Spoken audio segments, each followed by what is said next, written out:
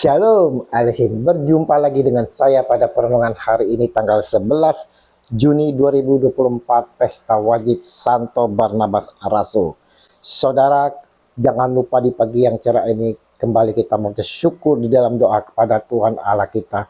Dan juga jangan lupa berilah senyuman dan sapaan kepada sesama kita. Kita awali perenungan pagi hari ini dengan tanda kemenangan kita. Dalam nama Bapa dan Putra dan Roh Kudus. Amin. Pergilah, kita diutus. Bacaan liturgi hari ini diambil dari Kisah Para Rasul 11 ayat 21b sampai dengan 26, dilanjutkan dengan bab 13 ayat 1 sampai dengan 3, dan Injil Matius 10 ayat 7 sampai dengan 13. Saudara-saudaraku yang terkasih di dalam kasih Kristus, kita yang telah mengalami kasih Kristus dan telah dibaptis di dalam nama Bapa, Putra, dan Roh Kudus, saudara, maka kita semua mendapat perutusan dari Sang Junjungan kita, yaitu Yesus Kristus. Seperti Yesus yang mengutus 12 rasul, Yesus pun mengutus kita sekalian, saudara. Pergilah dan beritakanlah, kerajaan surga sudah dekat. Sembuhkanlah orang sakit, bangkitkanlah orang mati, tahirkanlah orang kusta, usirlah setan-setan. Matius 10 ayat 7 sampai dengan 8. Mengapa kita diberi utusan ini oleh Yesus Tuhan kita? Karena saudara, kamu telah memperolehnya dengan cuma-cuma, karena itu berikanlah pula dengan cuma-cuma. Matius 10 ayat 7 sampai dengan 8. Nah, saudara, adakah kita memperhatikan perutusan yang diberikan ini, saudara? Sudahkah kita menjalaninya? Di sini dikatakan oleh Yesus, pergilah. Berarti saudara, kita diminta untuk tidak duduk diam setelah mengalami kasih Kristus dan dibaptis. Kita diminta untuk bergerak, saudara, bergerak melangkah maju, menghampiri setiap orang yang kita jumpa dengan segala permasalahan hidup mereka. Untuk apa kita pergi? Untuk memberitakan kerajaan surga yang sudah dekat. Di sini, saudaraku yang terkasih, Sang Junjungan Baginda kita tidak secara langsung mengharuskan kita menginjil. Dalam pengertian, saudara, bahwa dari setiap kita diutus memberitakan kerajaan surga dengan kesaksian-kesaksian yang kita alami sendiri dari kasih Kristus. Karena kita yang mengalami, maka kita dapat menceritakannya, saudara. Kita membagikan pengalaman itu kepada orang lain. Di sini, kita juga diutus memberitakan kerajaan surga dengan sikap laku kita dalam keseharian yang menampakkan kasih kebenaran dan kasih Kristus. Jadi, setiap orang, siapa saja, dapat menjadi penyampai berita kerajaan surga tanpa harus pintar atau belajar Alkitab. Untuk yang memahami akan Alkitab, yang sekolah khusus Alkitab dapat memberitakan di dalam penginjilan. Lebih lanjut, saudara, Yesus sampaikan, sembuhkanlah orang sakit, bangkitkanlah orang mati, tahirkanlah orang kusta, usirlah setan-setan. Seperti para rasul, saudaraku yang terkasih, kita yang percaya akan Kristus Tuhan diberi kuasa di dalam baptisan.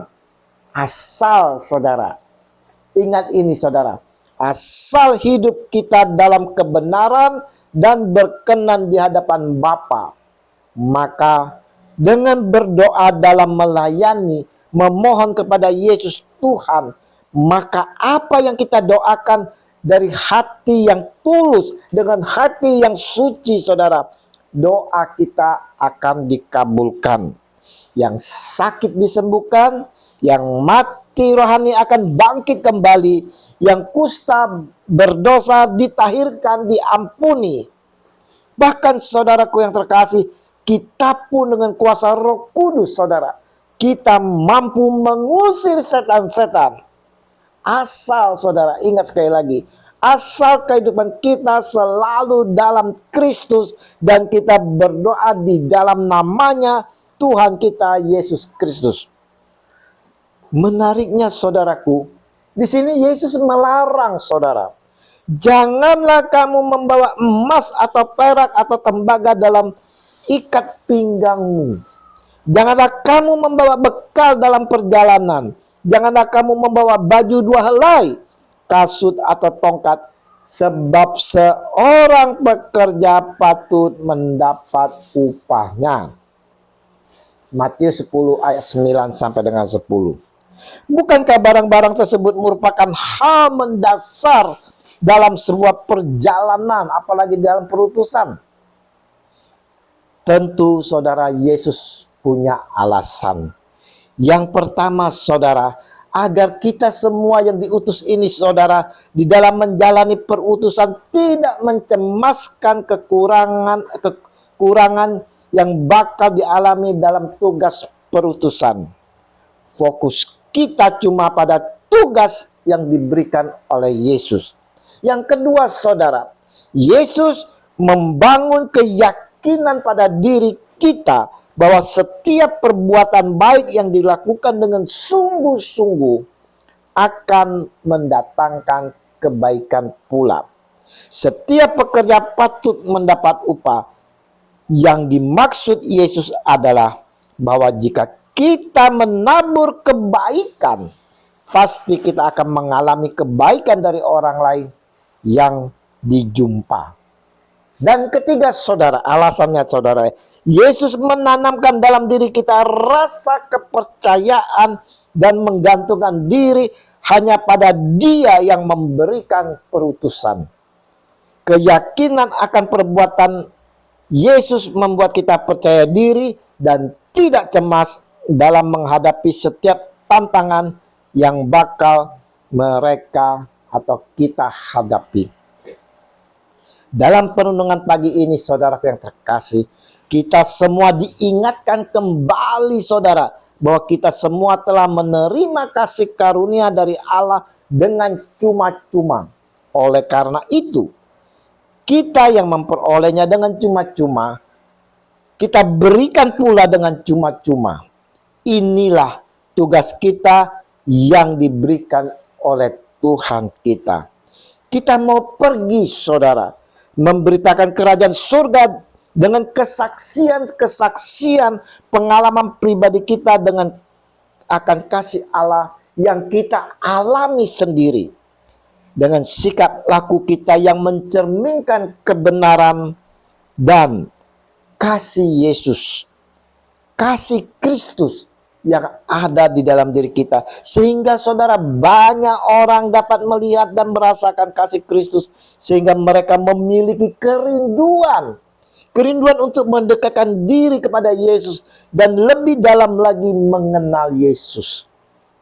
Yang terpenting di dalam perutusan adalah kita harus tetap selalu menyerahkan kehidupan kita ini saudara selama perutusan, dan keluarga yang kita tinggalkan di dalam tangan kasih Yesus, dan hanya berfokus kepada Dia, Tuhan kita Yesus. Seperti halnya Barnabas, rasul yang hari ini kita rayakan pestanya saudara. Dia dipilih menjadi perutusan, dan dengan semangat yang penuh dan berfokuskan kepada Tuhan Yesus, dia pergi saudara, pergi kemana saja diutus untuk mengajar. Semoga berkat pimpinan dan bimbingan Roh Kudus kita dimampukan untuk menjadi utusan, mewartakan kerajaan surga, dan banyak orang yang diselamatkan. Amin. Dalam nama Bapa dan Putra dan Roh Kudus. Amin. Shalom Alehim.